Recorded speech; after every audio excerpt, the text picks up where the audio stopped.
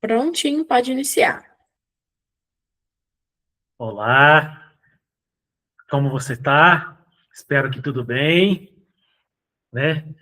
Estamos aí, olha o quanto o tempo passou rápido, já no nosso terceiro encontro da nossa disciplina aí de aplicação de injetáveis, com foco para farmácias e drogarias, né? O serviço farmacêutico aí para o nosso curso técnico de farmácia.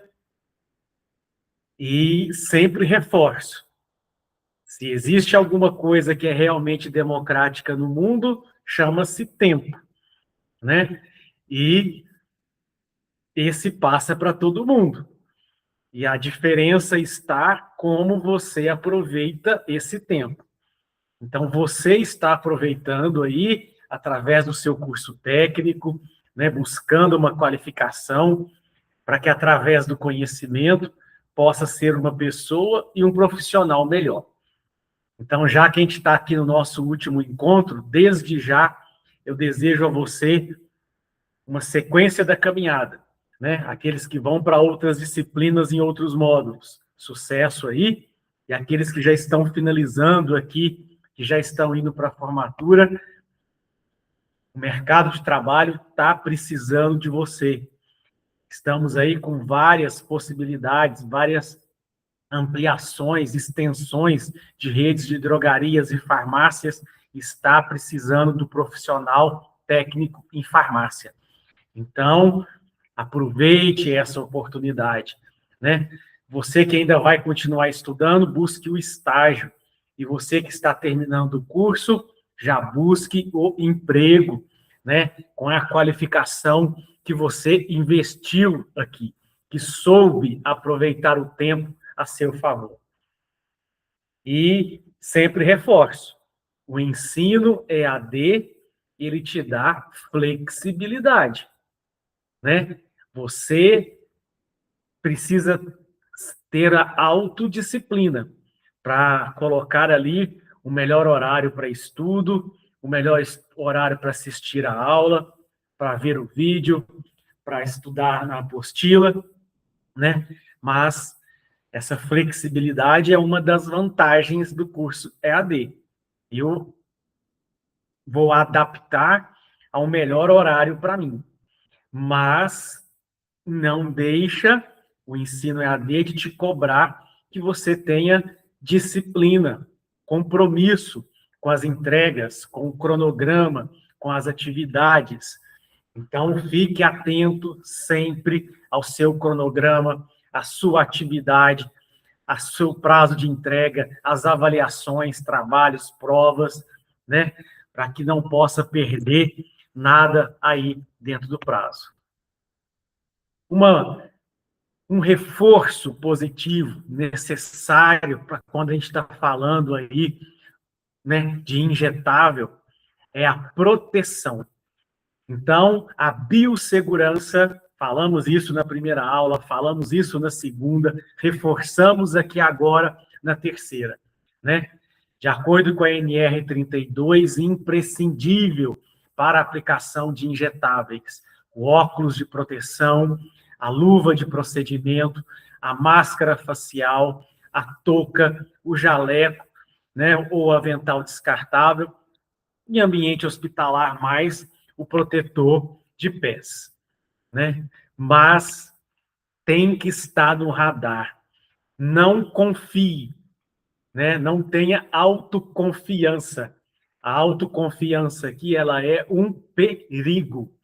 Quanto maior o seu grau de autoconfiança, eu vou aplicar sem a luva, sem o óculos, né? Porque nunca me aconteceu nada, né? Não vá nesse quesito. A autoconfiança aqui, ela é um perigo, né, ocupacional. E ela te aproxima do risco, aumenta a probabilidade de você se acidentar.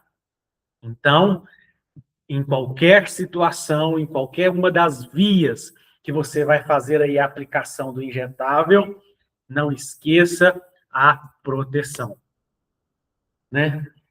Falamos já na aula 2, particularmente, o grau de aplicação para que eu consiga atingir o músculo, 90 graus de aplicação, ok? A intradérmica, eu tenho que ficar na camada superficial da pele. Então, a angulação em torno de 15 graus. E na aula de hoje, que nós vamos ver aí a subcutânea, muito utilizada como serviço farmacêutico, né? Tanto para vacinas quanto para insulina, no serviço farmacêutico aí em farmácias e drogarias, a angulação média aí em torno de 45 graus.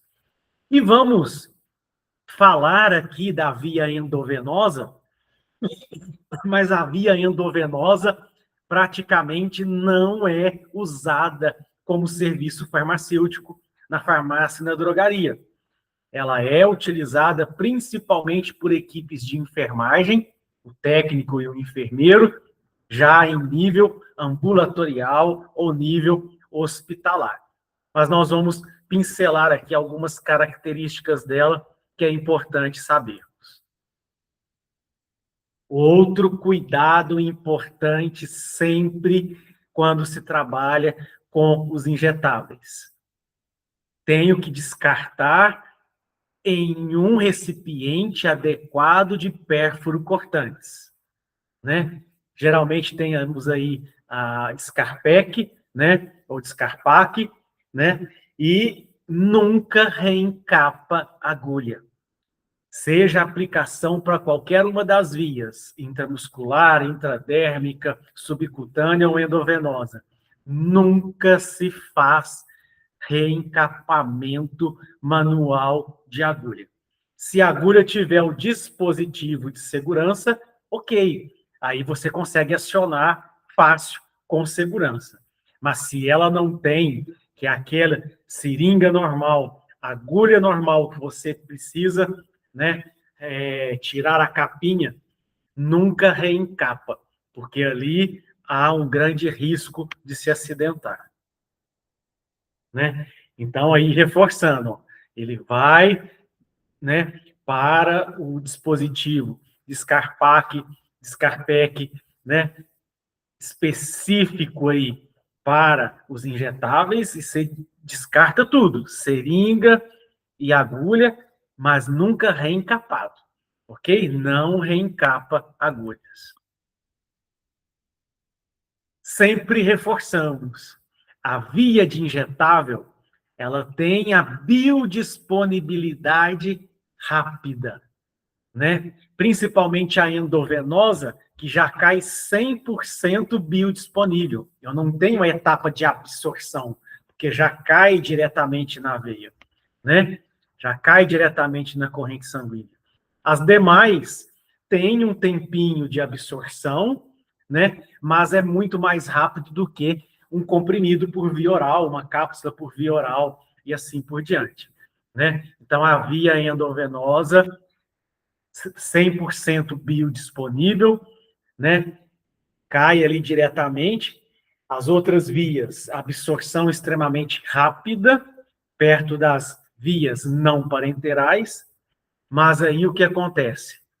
Eu também tenho efeitos mais rápidos, tanto terapêutico quanto os efeitos adversos. Então, daí, aquele perigo em que a via, né, parenteral é considerada uma via de maior risco.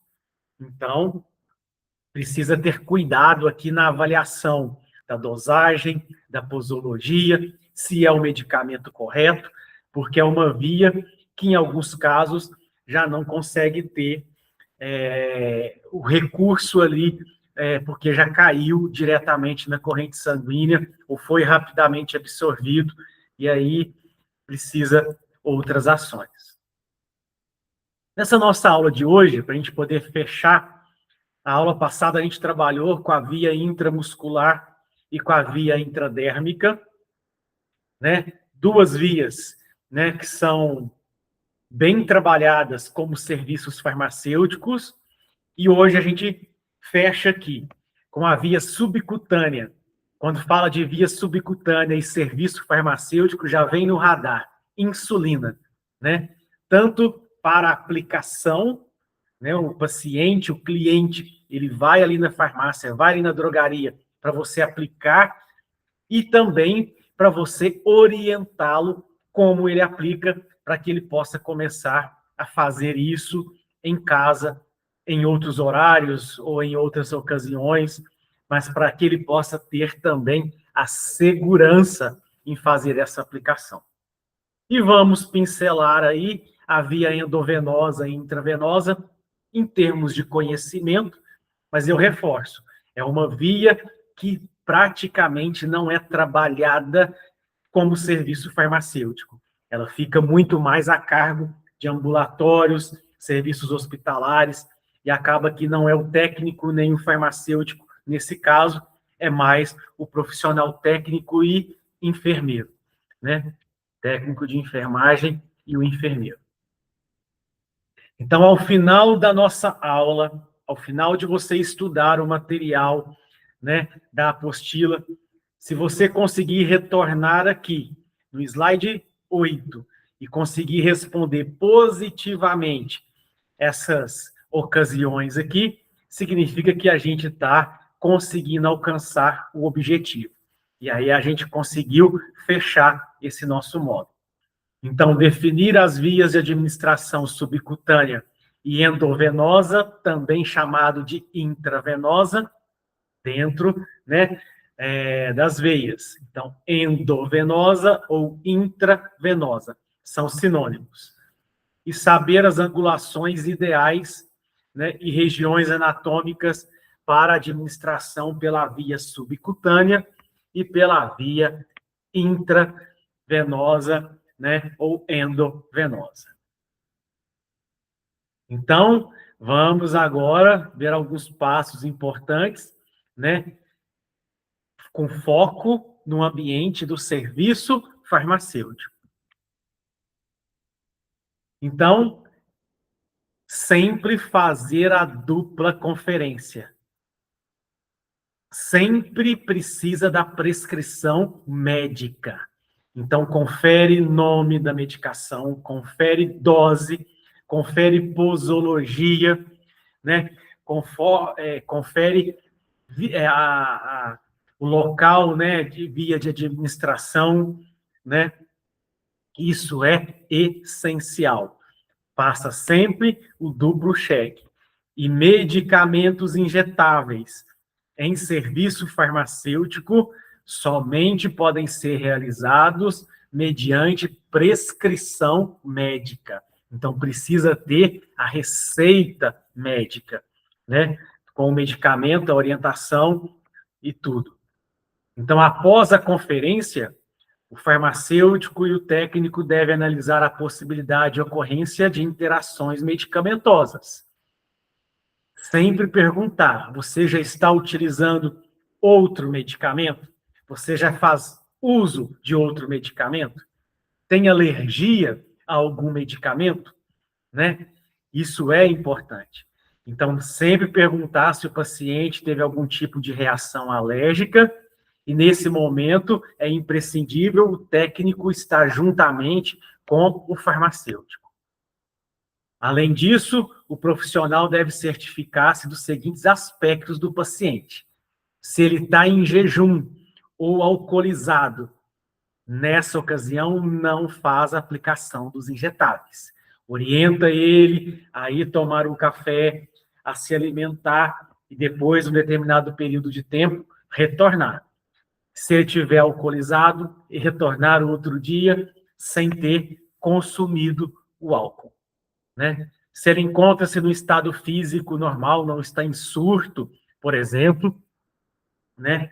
Se ele tem hipertensão, diabetes ou outra doença crônica, averiguar a pressão, averiguar a glicemia capilar, e se tiver alteração, também não faz a aplicação. Caso o paciente tenha histórico de variação de pressão arterial, essa deverá ser aferida, como a gente falou aqui, ó, antes de qualquer procedimento. Se os níveis estiverem fora da normalidade, o paciente deve ser encaminhado ao cuidado médico para avaliar. Na aula passada falamos disso. De repente, é uma pessoa que tem a síndrome do pânico da seringa, né? E passa mal, né? Então, casos graves ou de atenção graves, acione o SAMU, né? Acione o serviço de urgência e emergência para que ele possa vir fazer os primeiros socorros e encaminhar aí para o pronto de urgência e emergência para o cuidado especial desse paciente. Vimos esses pontos iniciais e de atenção na aula 2 também. Na aula 3, por que é importante reforçar isso? Por causa da via injetável. Como a gente já falou, ela tem o benefício de ajudar na biodisponibilidade rápida, mas, em virtude disso, ela também tem a manifestação e o risco de efeitos adversos também mais graves e mais rápidos na mesma proporção. Então, daí, todo esse cuidado, né, pré-aplicação, desde a conferência até os sinais físicos de avaliação do paciente, que são essenciais para a garantia do sucesso ali e a qualidade do trabalho do serviço farmacêutico aplicado. Então, a gente começa aqui com a primeira via dessa noite, que é a subcutânea ou hipodérmica. Então, ela é chamada principalmente subcutânea, abreviação SC, mas também pode ser chamada de via hipodérmica. Quando a gente fala aqui de via hipodérmica, ela já está falando para a gente o local onde que a agulha precisa ir para cair, né, a sua medicação. Se a minha pele é formada por epiderme, derme e hipoderme, onde que a hipoderme já é a camada de gordurinha, ok? Então, ó, a via subcutânea ela tem que atingir a hipoderme, a camada de gordurinha. E já que é a camada de gordurinha, ali a liberação é um pouco mais lenta, né, do que a própria via intramuscular, que está no músculo cheio de vasos sanguíneos, né, e a intradérmica, que fica superficial. Então, aqui eu estou trabalhando com um pequeno depósito de medicamento na camada de gordurinha. Então, ó, já é outro spoiler. Se eu estou falando aqui em camada de gordurinha, os locais onde eu melhor vou aplicar a subcutânea é onde que eu posso ter mais facilmente acesso a essa camada de gordurinha. Então, braços aqui atrás, né? Pode ser também na coxa, pode ser também no abdômen, né? Então, nós vamos ver tudo isso aqui. Então, a via subcutânea, amplamente utilizada em serviços farmacêuticos, em farmácias e drogarias, principalmente para aplicação de insulina, algumas vacinas, né? E ensinar o paciente a fazer a autoaplicação, né? Em ESF, principalmente em estratégia saúde da família, é utilizada principalmente para a aplicação de vacinas. O local, vamos pegar aqui, ó. Epiderme, a camada mais externa. Derme, a camada intermediária. E a hipoderme é a camada de gordurinha. Então, a aplicação, a minha agulha vai entrar em 45 graus até chegar na camadinha de gordura. E aí eu faço a aplicação, ok? Então, o ângulo de aplicação, né, na subcutânea, 45 graus, para não conseguir atingir o músculo que está abaixo da camada, ok? Então, na via subcutânea ou hipodérmica, os medicamentos são administrados debaixo da pele, considerando epiderme e derme. Ele, então, vai chegar, olha, na terceira camada aqui, a terceira camadinha de gordura subcutânea. Nessa via, a absorção é lenta através dos capilares, né? Mas é de forma contínua e segura. É usada para administração de vacinas, antirrábica, antissarampo, anticoagulantes, então, principalmente aí a base de heparina, muito comum também no serviço farmacêutico, na farmácia e drogaria, né? E hipoglicemiantes como insulina, ok? Então, a via subcutânea na farmácia e na drogaria, muito utilizada para anticoagulantes e insulina. Então, os medicamentos subcutâneos mais comuns em farmácias e drogarias para esse serviço farmacêutico incluem as insulinas, né, aí no tratamento do diabetes, e os anticoagulantes, como a heparina, né, e enoxaparina, algumas vacinas e, em alguns casos, alguns hormônios, né? Mas, sem dúvida nenhuma, 80% na via subcutânea em farmácia e drogaria é insulina e anticoagulante. A aplicação é feita no tecido adiposo, e aí as principais regiões de aplicação: abdômen, coxas, braços, né? E principalmente a insulina, a heparina, que eu tenho que tomar todos os dias. A insulina mais ainda, que às vezes eu tenho que tomar mais de uma dose por dia. Então eu não posso aplicar sempre na mesma posição. Eu tenho que fazer o rodízio. Eu tenho que fazer o rodízio, né? Então, principais áreas: abdômen, coxas, braços, e eu faço um quarteto em cada uma dessas regiões para poder facilitar o rodízio e ter mais pontos de aplicação sem aplicar na mesma posição, né? Mas com a vibe das canetas emagrecedoras, né? Que é principalmente aí com hormônios intestinais, as incretinas, ou os análogos das incretinas, que estão aí nas canetas emagrecedoras, é o outro produto que também tem ganhado grande destaque no serviço de injetável em farmácias e drogarias. Tanto quem não sabe vai lá para poder receber a aplicação ou receber a educação, né, de como fazer a aplicação para que possa fazer depois individualmente.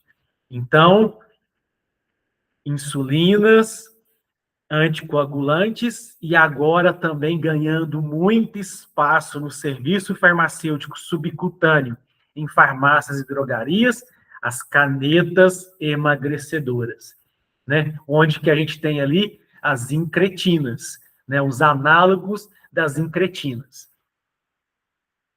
né? Para o tratamento aí, né? Era para ser o tratamento, né, de diabetes, mas acaba que o pessoal tem utilizado para a segunda possibilidade terapêutica dela, que é a obesidade. Ok? Então, ó, insulinas de ação rápida, lenta ou mista, anticoagulantes, né, principalmente as heparinas, vacinas, febre amarela, sarampo, cachumba, rubéola, hormônios e incretinas, reposição hormonal, né, em alguns casos estrogênio, progesterona, e tratamentos para o diabetes e obesidade, incretinas ou os análogos das incretinas, que são as canetas emagrecedoras. São os principais aí utilizados dentro desse processo. Então, na via subcutânea, quais as considerações técnicas importantes? Primeiro passo: locais de aplicação, abdômen, o mais comum, é mais fácil a questão aqui do tecido da gordurinha, né, o tecido subcutâneo de maior acesso. Então, se é uma aplicação única, sem dúvida nenhuma, melhor local de aplicação, abdômen. Mas agora, se eu preciso ter rodízio, porque a aplicação é diária, várias vezes ao dia, então aí eu preciso de outros locais. Aí pode ser a face posterior do braço, então aqui, ó, também a gordurinha do braço, as coxas, que tem relativamente aqui um tecido de fácil acesso subcutâneo, né? Volume, geralmente limitado por aplicação. Então, geralmente aqui não passa de 2 mililitros, onde que a maior parte dos medicamentos que já vêm pré-preenchidos, meio mililitro, ok? E o rodízio necessário para evitar lipodistrofia. Ou seja, se você começar a aplicar sempre no mesmo lugar, vai formar ali um nódulo de gordura. E aí você não começa, né, a prejudicar, inclusive, a absorção. Você não sente dor na lipodistrofia, né, quando você vai aplicar. Mas você começa a não ter a absorção. Aí você vai começar a perder o efeito da medicação, né? E via subcutânea, ela tem a flexibilidade e a vantagem de ser uma via de fácil autoaplicação. Então, muitos pacientes fazem a autoaplicação da insulina, da heparina, né? Porque é fácil. E aí, então, aqueles que ainda têm dúvida buscam a farmácia e a drogaria, muitos buscam nos primeiros inícios do tratamento, para poder tirar as dúvidas e ganhar a segurança em fazer a autoaplicação, mas ela favorece isso daí. Fácil, segura e consegue trabalhar na autoaplicação. Então, muitos pacientes procuram o serviço para aprender, pois o farmacêutico deve orientar, né, o procedimento correto, a pessoa ganha segurança e fica fácil a autoaplicação. Então, principais locais aqui para aplicação da via subcutânea. A gente falou, ó, olha o abdômen. E eu ainda consigo dividir o abdômen em 4 partes, ó, A, B, C e D. Então, eu consigo fazer o rodízio no próprio abdômen, né? Para evitar nas mesmas posições. Na parte superior do braço, né? Ó, na parte externa superior do braço, onde que eu tenho aqui a gordurinha. Na coxa, né? Igual está mostrando aqui. E posso também nas nádegas, ok? E posso também nas nádegas. Outra posição. Então, o ideal, no início, se você esquece onde que você está fazendo o rodízio, pega um panfletinho e já coloca ali, ó, os dias onde que você vai aplicar e vai só clicando se fez ou não naquele dia, naquele horário, naquele determinado local, para não se perder, ok? Então, é importantíssimo o rodízio. Então, por isso, estar ciente das possíveis locais aí de aplicação. Para fazer a técnica e a aplicação, beleza? Sempre, primeiro passo quando se trabalha com injetável, higienização das mãos. Então, lave as mãos, água e sabão, com todo aquele protocolo de higienização das mãos. Mesmo que vai utilizar luva, não é dispensável o ato de higienização das mãos. É o primordial. Separe a seringa ou a caneta, a agulha adequada, o álcool 70, né? Porque caneta tem as canetas de insulina também, né? Não só as de compostos com emagrecedores. Eu posso ter a insulina em seringa e posso ter a insulina em canetinhas também. Medicação. Sempre conferir a prescrição, sempre fazer o duplo cheque. Medicamento, dose, validade, né? Se o medicamento é de geladeira, por exemplo, quando alguns imunomoduladores, né, como a própria insulina, eu tenho que retirar ela da geladeira 30 minutos antes da aplicação da dose, para ela ambientar a temperatura, né? Sempre verifique, né, os critérios e os cuidados. E um detalhe, se é proteína, como insulina, como imunomoduladores em alguns casos, eu não posso fazer a antisepsia com álcool 70, porque o álcool pode desnaturar a proteína. Nesse caso, ou peça o paciente para higienizar com água e sabão, né, lavar com água e sabão, ou vai ser simplesmente o algodão seco, né, para impedir a desnaturação. Na via subcutânea, nota aqui, ó, para eu ter um acesso mais seguro à camadinha subcutânea, eu sempre vou fazer a prega. Olha ali a mão, ó, fazendo a prega. É como se eu fosse juntar aqui, ó, para que eu ganhe aqui, ó, um volume e onde que a minha angulação de 45 graus vai garantir que eu estou atingindo a camada de gordurinha e não estou atingindo o músculo, ok? Então, o que fazer, né, no caso da antisepsia, que não pode o álcool, por exemplo, no caso da heparina e no caso da insulina? Apenas o algodão seco, ou então água e sabão, ou então clorexidina aquosa, sem álcool, ok? Para impedir que tenha a desnaturação.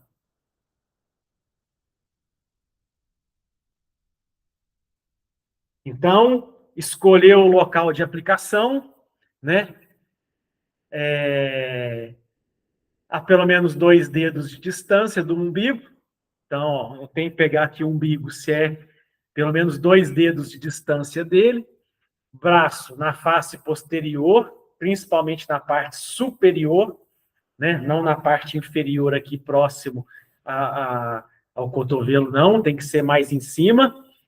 Na coxa, na parte superior externa e na região interescapular, na parte superior das costas.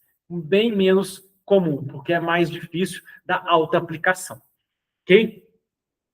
Então, é essencial realizar o rodízio dos locais para evitar a lipodistrofia, que são os nódulos de gordura que formam ali em virtude de você estar machucando, né? Porque está inserindo ali a agulha sempre na mesma posição. E aí o organismo tenta se defender, causa esse nódulo, né, de gordurinha, né, mais dura naquele lugar, que é a lipodistrofia.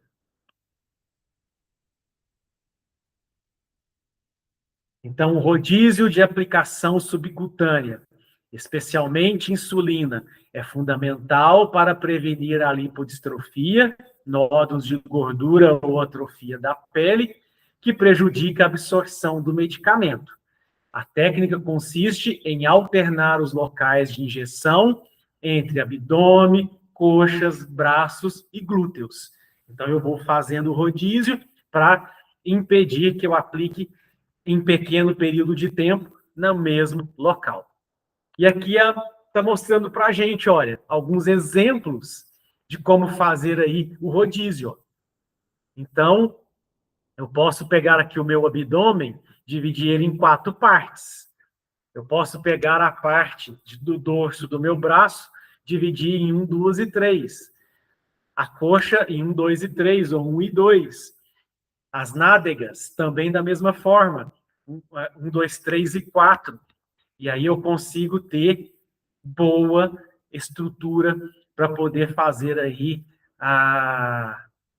o rodízio necessário para a aplicação.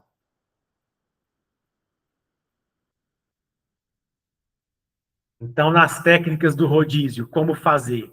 Rotação entre regiões, escolha uma região do corpo por vez e mude na próxima aplicação.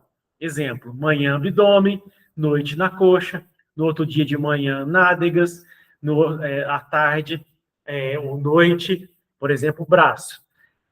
E divida, se você aplicou nessa manhã no abdômen a região 1, na outra aplica na região 2, 3 ou 4, mas não na mesma, até você completar todo o rodízio. Rotação dentro da mesma região, é o que a gente falou, dividir o abdômen em 4, né? Em quadrantes e siga o sentido horário, espaçando cada injeção, né?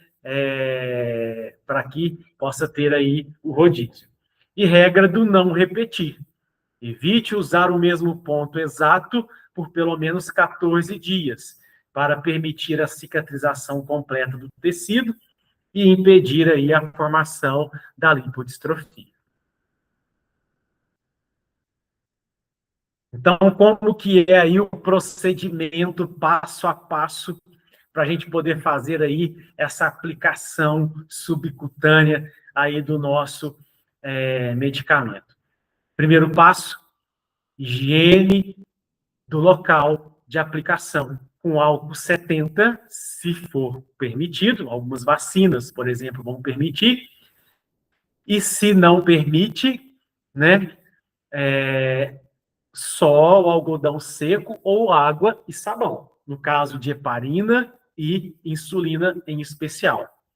Fazer a prega subcutânea com o polegar, né, e o indicador. Faça uma prega, né, que é o pinçamento na pele para afastar o tecido adiposo do músculo. Né? Então, ó, estou afastando o tecido, deixando ele mais em evidência a gordurinha, afastando para não ter o risco de aplicar no músculo. Inserção. Introduza a agulha de forma firme e rápida, né? 45 graus é o que é indicado, né? E 90 graus se for uma prega grande ou agulha curta. Mas no normal, ela já vem padronizada, o tamanho da agulha subcutânea. Então, a angulação de 45 graus. Né? É a agulha ali de 12 ou 13 milímetros. E evita alcançar o músculo. Injete o medicamento lentamente. E aí, depois que você terminar de aplicar, aguarda 10 segundos. E aí você faz a aspiração para ver se tem sangue. Né? Então, injete lentamente, solte a prega cutânea e retire a agulha no mesmo ângulo de inserção. Né? Pós a aplicação, faça leve compressão com gaze, né? E descarte a agulha completa com a seringa sem reencapar no coletor de pérfuro cortantes. Nunca reencapa. E coloque ali o adesivinho ou o algodãozinho para ele ficar comprimindo ali um tempinho para não sangrar. Aspirar. O manual do Ministério da Saúde orienta aspirar para garantir que não atingiu o vaso. Né?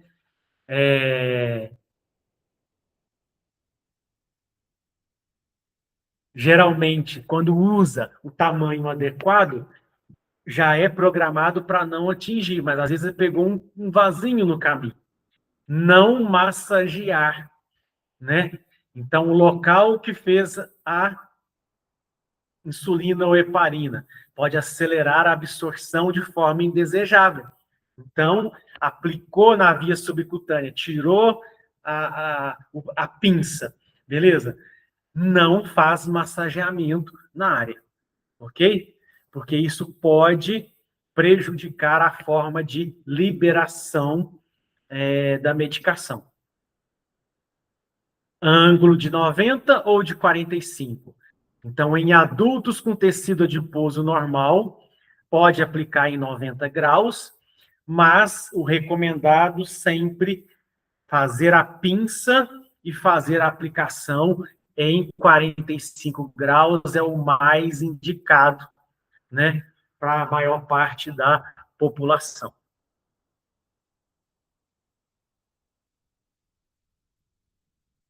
Então, olha só, eu estou fazendo aqui uma aplicação, local de aplicação, abdômen. Então, eu já estou pegando ali, ó, 2 dedos afastado do umbigo, né? Então, ó, já vou pegar aqui a região afastada do umbigo. Escolhi a região, ó, ela poderia ser dividida aqui, ó, região 1, região 2. Fez a asepsia, né? Se pode com álcool 70, se não pode, só o algodão seco, ou peça ele para poder, né, fazer a higiene com água e sabão. Fez a prega, e aí, ó, a prega deixou em evidência o tecido subcutâneo, protegendo mais o acesso para não alcançar o tecido muscular. Angulação de 45 graus, fez a aplicação. Fez a aplicação, espera um tempinho, né? 5 a 10 segundos, para que toda a medicação consolide ali no tecido subcutâneo, e depois faça a aspiração. Retire, então, no mesmo ângulo que fez a inserção, e coloque ali, então, agora o algodãozinho ou adesivinho para auxiliar aí e não ter extravasamento no final.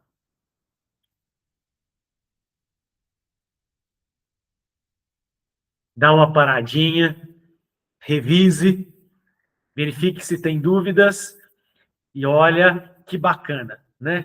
E é uma das vias mais trabalhadas dentro do serviço farmacêutico, né? É a via subcutânea.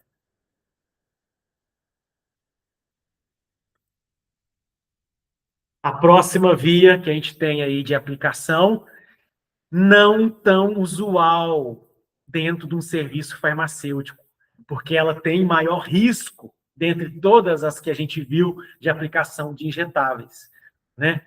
Então, ela é muito mais comum em urgência e emergência, em outras condições ambulatoriais e hospitalares, e principalmente o profissional que mais utiliza essa via de aplicação é o profissional da enfermagem, seja o nível técnico ou o nível superior.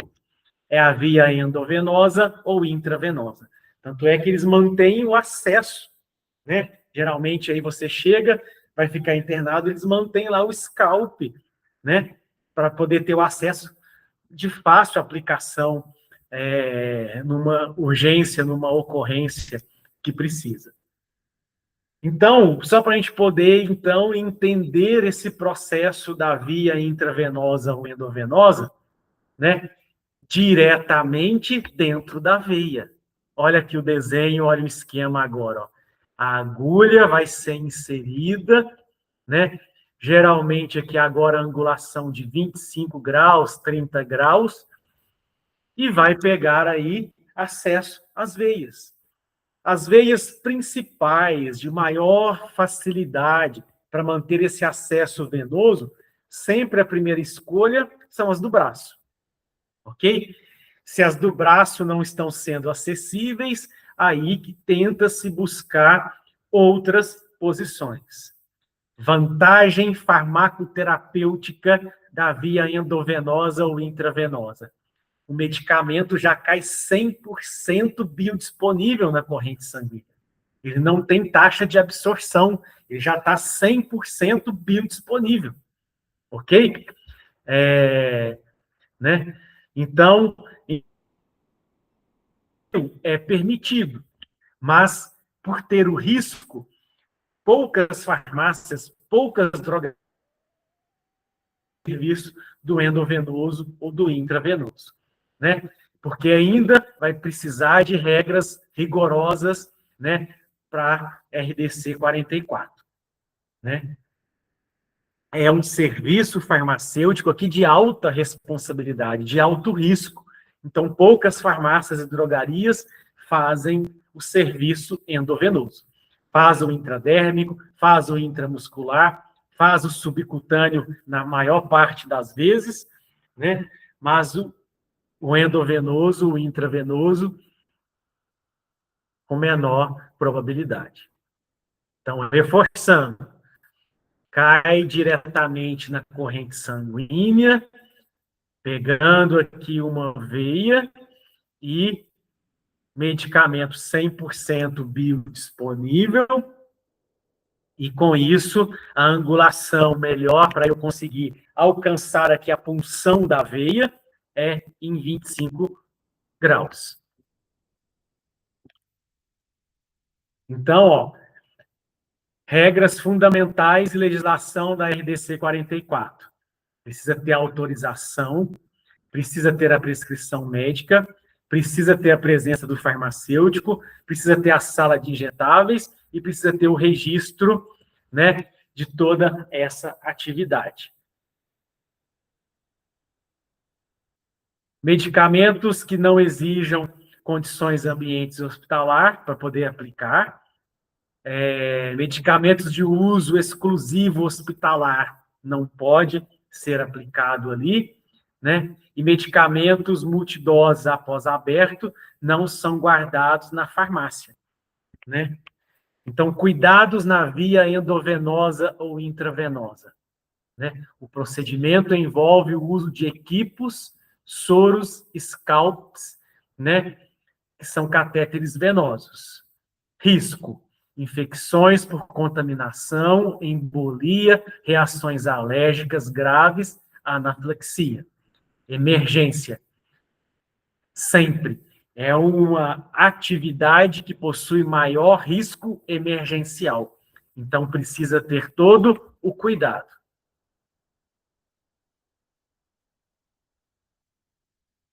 O farmacêutico nessa atividade, apesar de praticamente não ter, né, avaliação, avaliar a receita médica e as condições, orientar o paciente, né, ser habilitado na teoria e na prática para essa atividade e tem que fazer toda a notificação da atividade.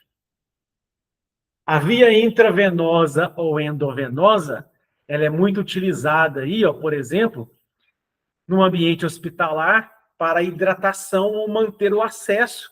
Então, coloca ali o soro, né? 200, 500, 1 litro, né? Então, é mais comum em ambiente hospitalar para fazer aí a atribuição do enfermeiro, do técnico de enfermagem, para poder fazer o acesso ou manter o acesso. As principais seringas utilizadas na administração intravenosa, né? De 5, de 10 e de 20. E geralmente eu utilizo aqui o scalp, né? Eu não coloco diretamente na seringa, na agulha da seringa, mas eu tenho aqui o scalp, ou o abocate, para poder fazer a conexão e eu aplico ali pela seringa no scalp, aí, ó, nos dispositivos intravenosos. O scalp, o gelco, o abocate, né? Para poder manter o acesso. A absorção, né, praticamente é 100% biodisponível, né? E o bisel tem que ser na posição para cima. Na hora que eu vou inserir a agulha para poder fazer a punção e alcançar a veia, o bisel, né, aquele chanfrado ali, a abertura, precisa estar voltada para cima. E anatomicamente falando, as principais, né, veias utilizadas aí, as veias do antebraço, né, e do braço, cefálica e basílica. Em alguns casos, as metacarpianas do dorso da mão também são utilizadas. E, em último caso, a tibial e a safena, se tiver com pouco acesso ou não conseguindo acesso nas veias do braço. Bebês aí que são mais difíceis da vascularização do braço, em último caso, se não conseguiu pelo braço, vai na região da cabeça, região cefálica. E aí vai pegar aí a veia temporal, auricular ou occipital. Em algumas necessidades emergenciais, vai pegar a jugular externa ou a jugular interna, que são aqui as do pescoço, principalmente aí se tiver, no caso de um acesso ou de uma necessidade maior.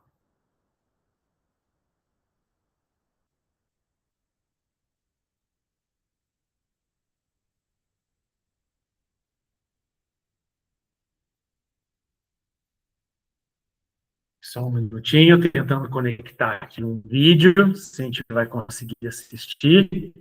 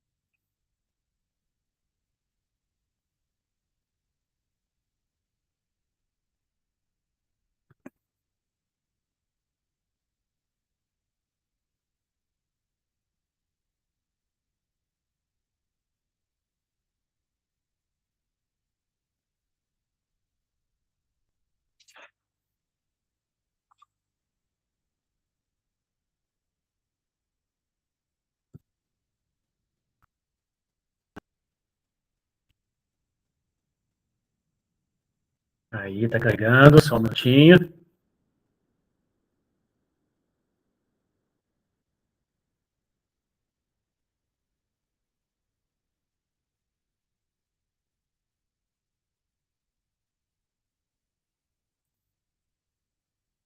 Quer aprender a realizar uma punção venosa na prática? Dicas essenciais para você não perder mais aí, ter acesso venoso, aquela veia difícil, a veia bailarina. Essas dicas, no vídeo de hoje, eu vou te apresentar uma punção venosa na prática. Vou te mostrar o passo a passo. Mas para você entender tudo que você precisa saber sobre a punção venosa, você precisa ficar do começo até o final do nosso vídeo e anotar todas as nossas dicas que deixaremos nesse vídeo. Me chamo João Victor, sejam todos bem-vindos ao canal Descomplica Enfermagem.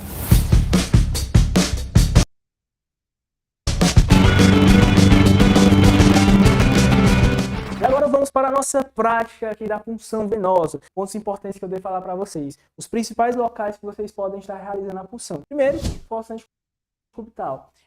Eu considero a segunda opção para estar realizando essa punção venosa. Não é proibido, você pode realizar, tá, turma? Mas o melhor local para estar realizando a punção venosa é na região do antebraço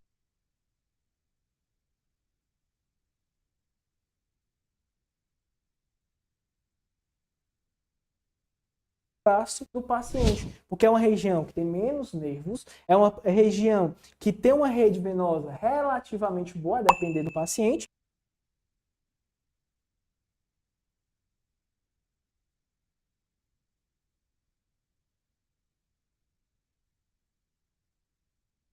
e o paciente vai sentir mais conforto, porque fossa antecubital, o paciente ele pode mexer, é uma região articular, então eu posso perder essa punção venosa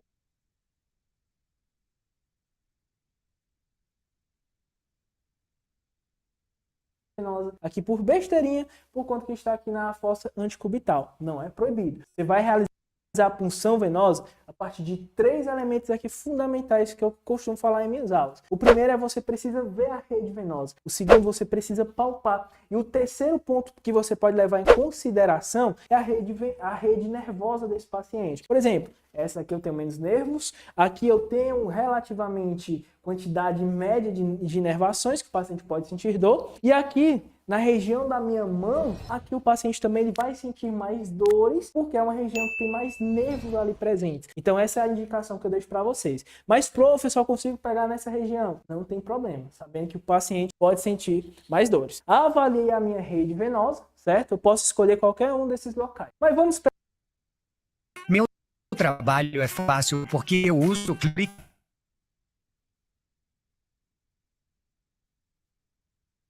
É assim que eu acompanho todas as minhas tarefas. Eu começo de...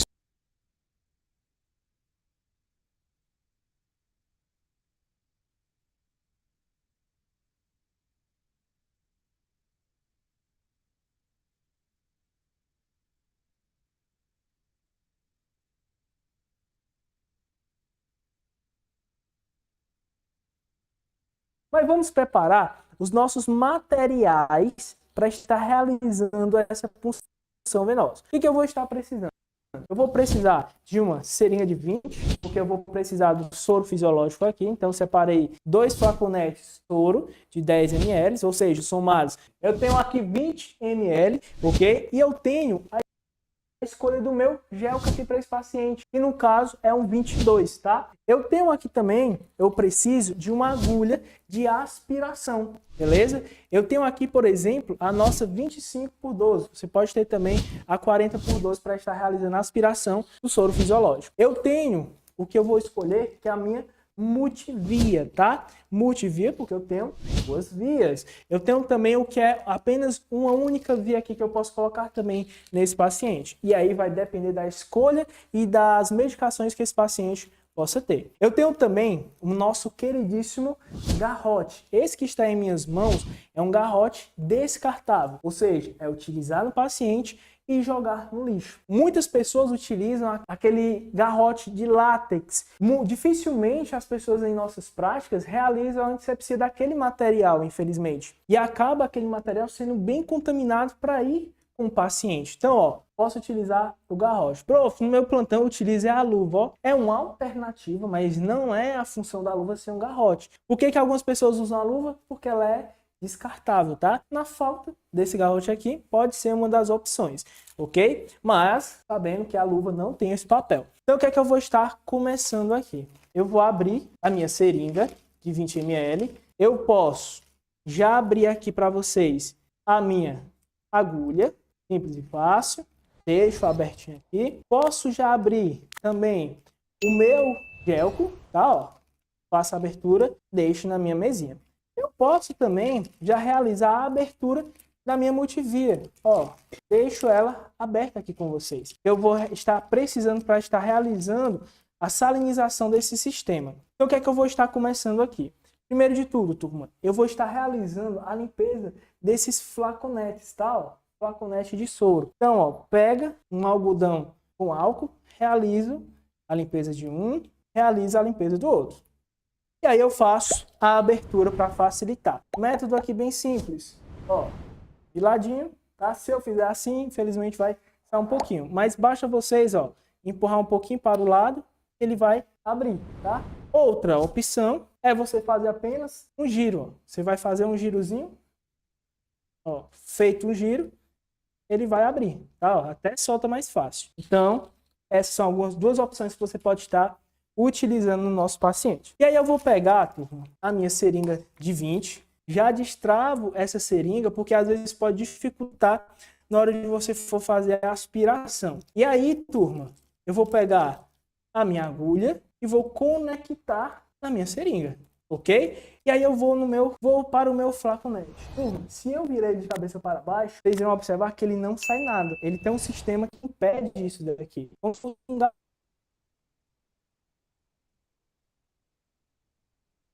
garrotinho que ele tem nessa região.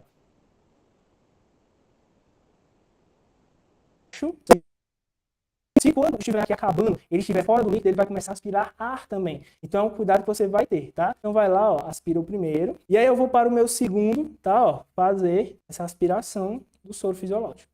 Às vezes, o que é que pode acontecer? Isso daqui, ó. Percebe que nessa região, ó, você vai ver que tem algumas bolinhas. Eu tenho uma bolha maior aqui. Se eu virar para baixo, eu posso capturar essas bolhas que ficam nessa região. Quando eu volto, ó, tem mais uma aqui, posso fazer esse movimento para capturar todas essas bolhas, beleza? E aí, ó, deixo ela retinha. Vocês vão perceber que quando fica reto, a bolha fica mais centralizada. Vou até fazer aqui para não molhar a câmera, tá, turma? Ó, vou retirar o saquinho.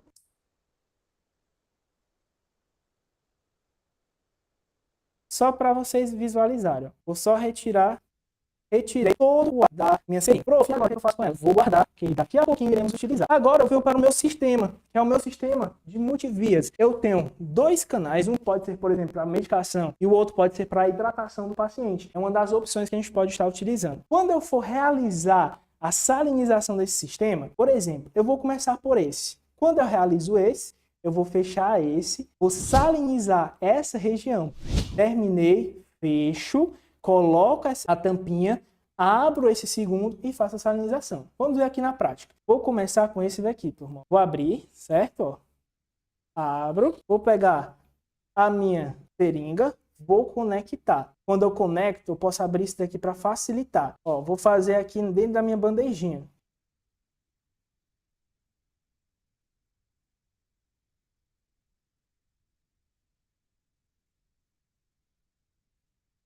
Você não precisa esperar quebrar para ter uma consultoria no seu corpo. Tem muita gente que diz. As consultorias falam de lucro, mas só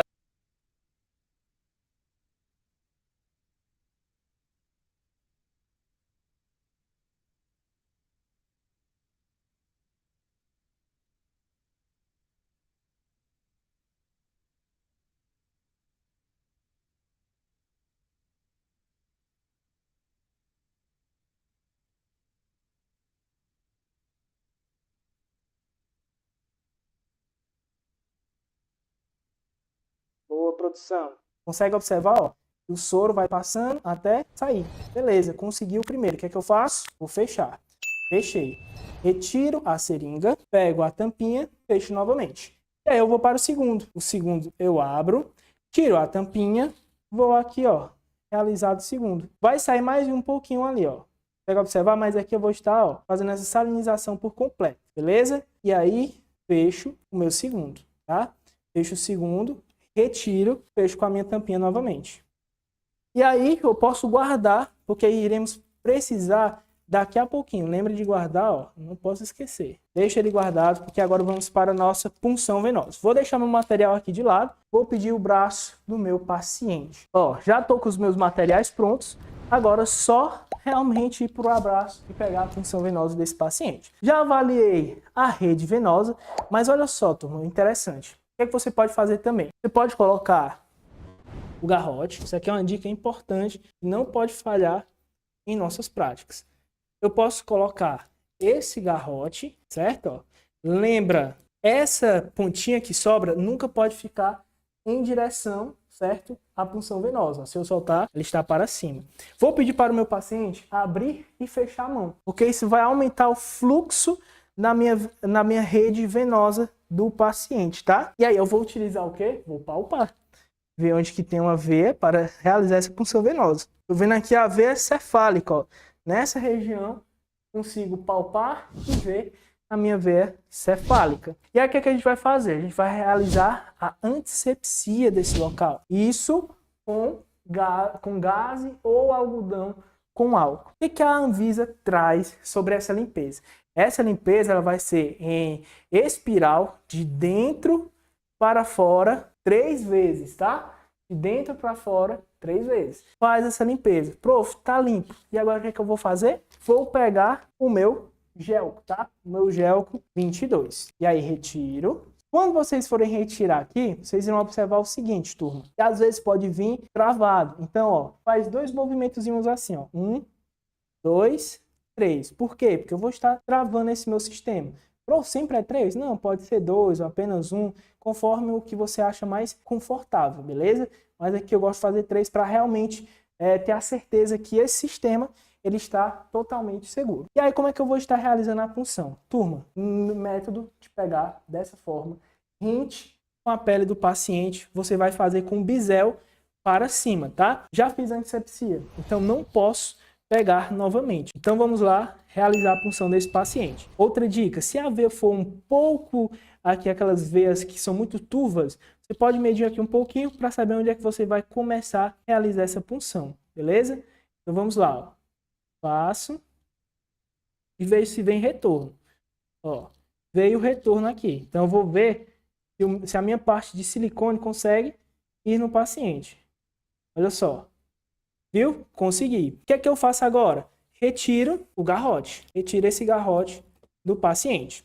Mas, prof, aqui tá solto, o que é que eu posso fazer? Turma, não tem problema. Aqui esse sistema, ele vai estar aqui tampando esse fluxo e esse sangue, ele não vai sair, ele não vai extravasar aqui. Agora, se você pegou e retirou de uma vez, vai vazar. E aí, turma, eu tenho um sistema aqui de fixação, que é o filme transparente. Perceba que nesse, ele vai vir com essa fitinha aqui, parecendo aqueles microporos. O que eu vou fazer com essa fitinha? Vou fazer a primeira fixação. Lembra, essa fixação ela não pode ser em cima do meu órteo, tá? Eu tenho que deixar livre essa minha avaliação, tá?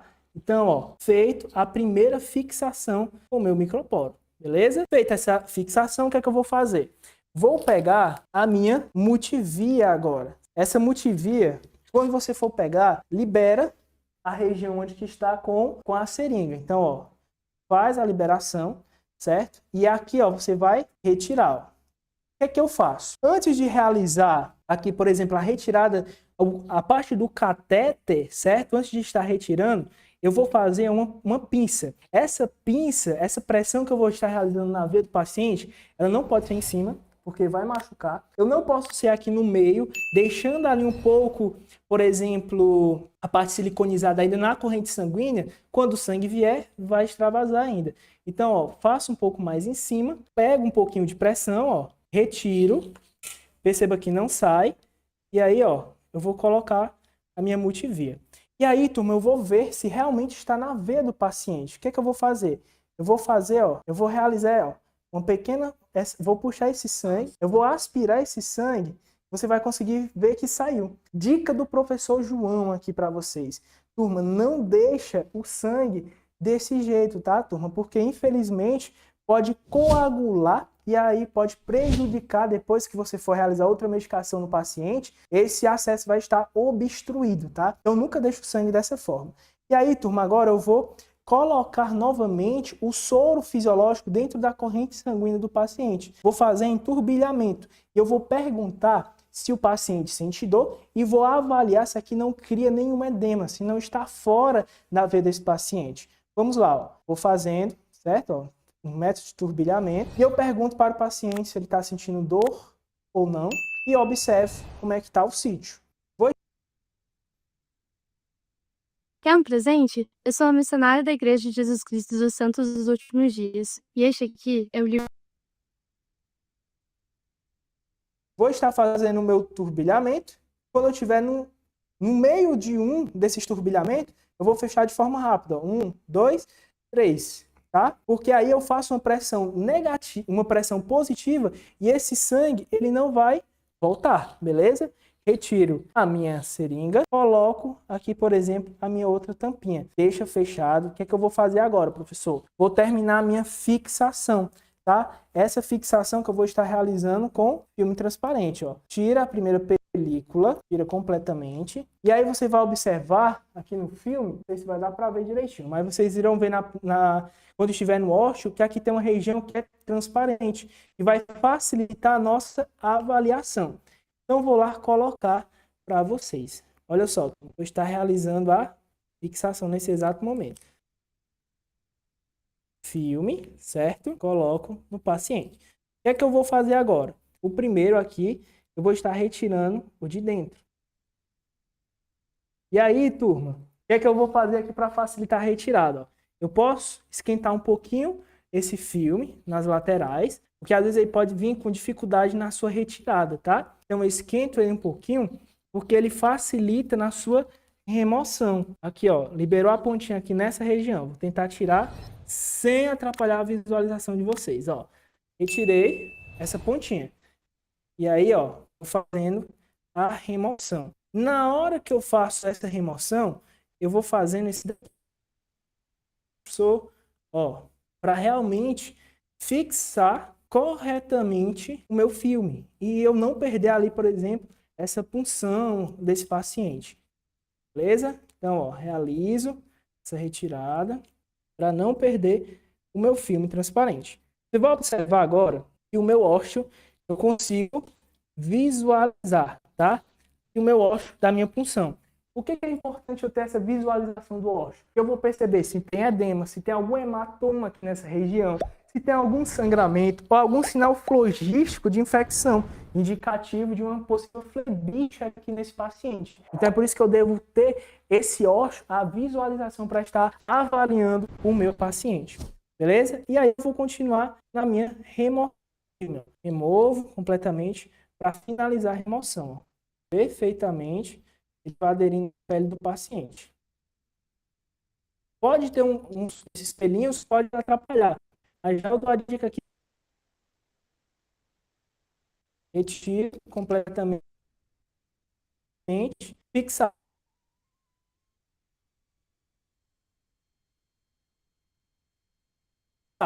Vocês conseguem tem pequenos microporos, são os adesivos, tá? Ó, bem pequenininho, bem branquinho, turma. Não joga isso aqui é ouro. O que você pode fazer com isso aqui? A primeira identificação que você pode estar realizando com esse é colocando a identificação da minha punção. E aí você vai colocar a data, a hora, o nome do profissional e o gel que você utilizou. No meu caso, eu utilizei o 22, beleza? Então, ó, vou a identificação ou pode ser em cima ou pode ser na parte inferior. Eu costumo colocar isso daqui como a identificação do paciente. Ó. Deixo aqui, certo? Coloco essa identificação. E aí, turma, eu vou com a próxima. A próxima, onde é que eu vou colocar, professor? Vou melhorar ainda mais a fixação dessa função para o meu paciente. Posso colocar aqui nessa região, ó, tranquilo. Ou aqui, que seja o seu gosto, tá? Vou colocar aqui de forma mais para fixar melhor a minha punção. E aí o meu acesso, ele está completamente protegido. Mas, prof, e essa região aqui, como é que eu faço? Você pode fazer esse movimento aqui, forma como se fosse uma meia-lua, né? Ó. Deixo ele dessa forma e posso vir, como por exemplo, como esparadrapo nessa região. O que não pode? Se você colocar a identificação nesse daqui, você não pode colocar o esparadrapo em cima. Ou o esparadrapo que você for colocar tem a identificação. O que eu não aconselho, sabe por quê, turma? Se você colocar esse esparadrapo com a identificação, isso aqui corre risco de sair e perde a identificação e infelizmente a gente não vai conseguir identificar essa avaliação, nem vai conseguir identificar quantos dias realmente essa punção está no paciente. Então, o que é que eu faço? Esse primeiro aqui, ó. Você vai colocar o esparadrapo aqui completamente a minha punção venosa. Então, essa é a nossa aula prática.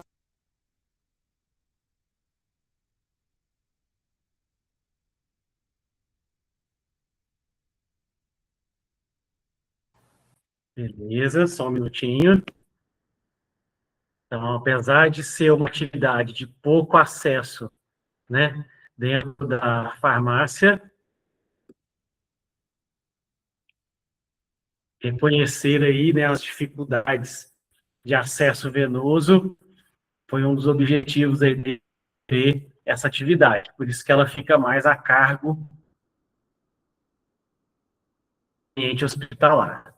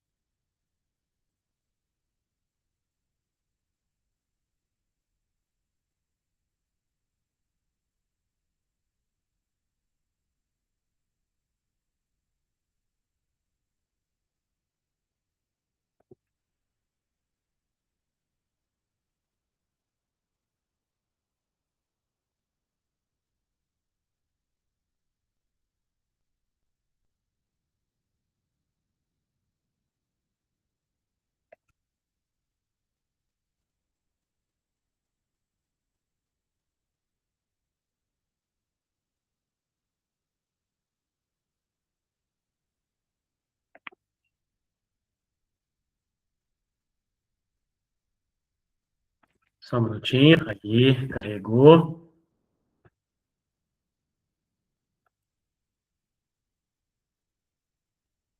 Se apresente. Oriente sobre o procedimento que será realizado. Solicite que a paciente informe o nome completo e data de nascimento, conferindo com as informações da prescrição médica e pulseira de identificação da paciente. Higienize as mãos com água 100%.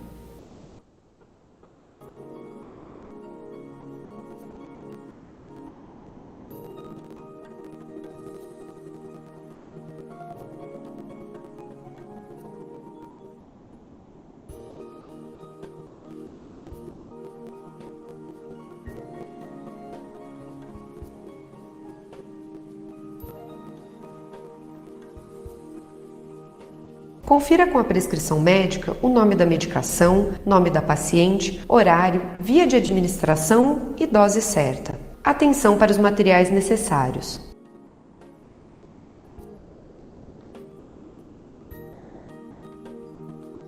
Coloque a máscara.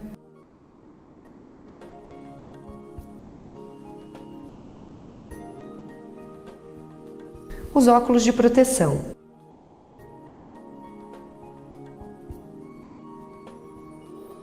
Calce as luvas de procedimento.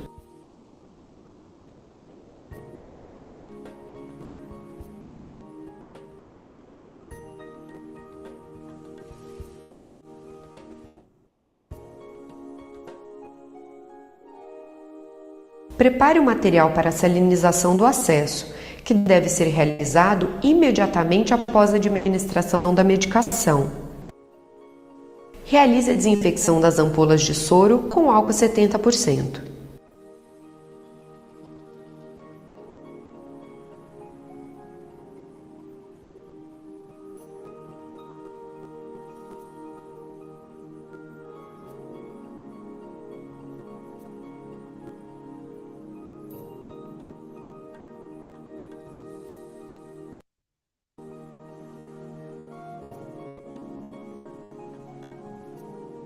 Abra o invólucro da medicação e confira com as informações da ampola. Certifique-se que são idênticas.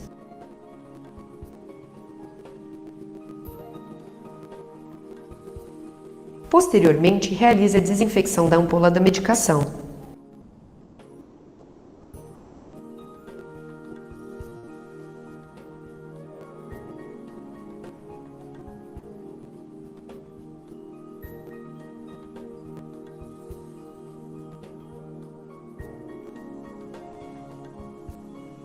Abra o invólucro da seringa e conecte a agulha.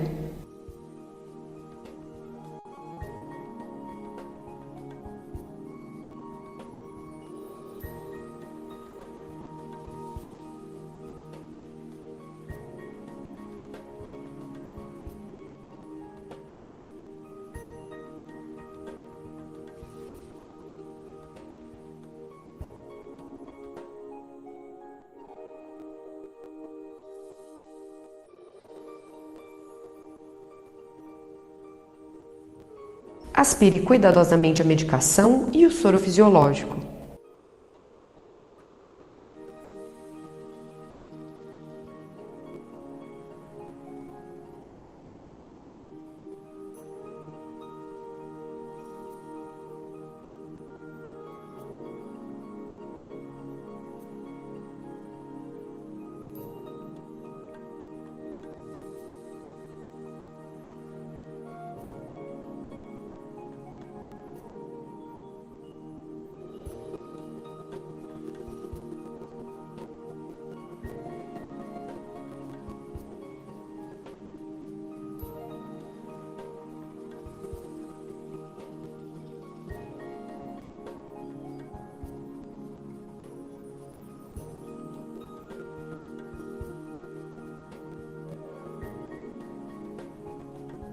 Retire o ar da seringa.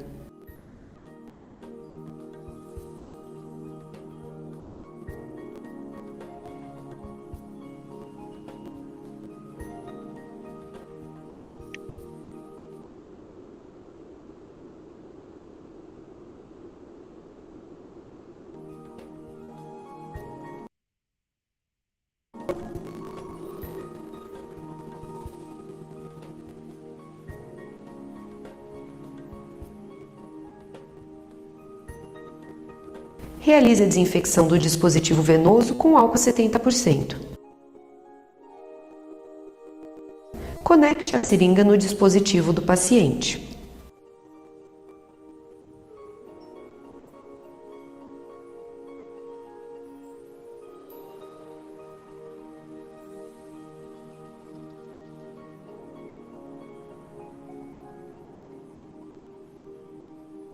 Infunda cuidadosamente todo o volume preparado.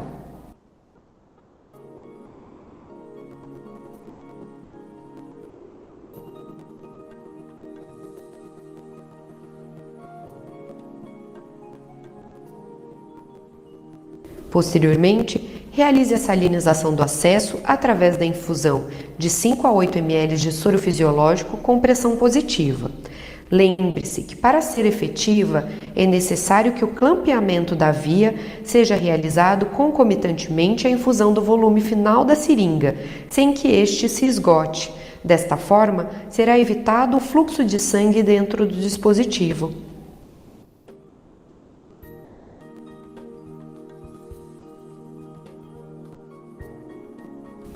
Rosqueie a tampinha na extensão.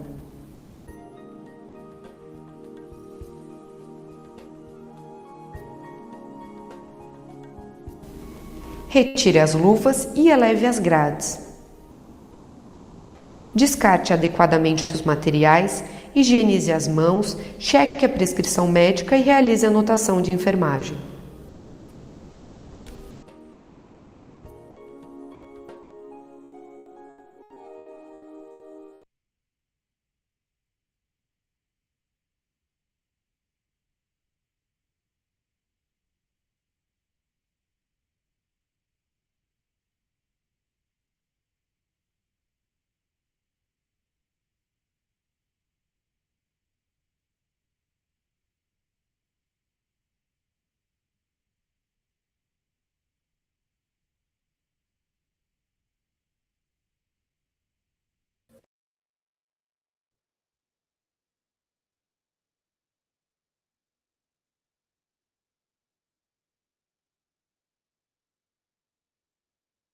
Venha aprender 4.000 palavras em italiano.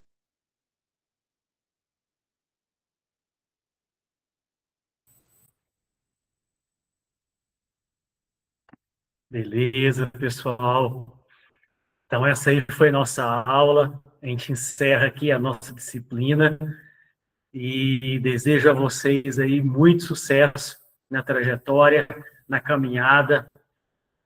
Até uma próxima. Grande abraço a todos. Muito sucesso. Fiquem com Deus. Até mais. Tchau, tchau.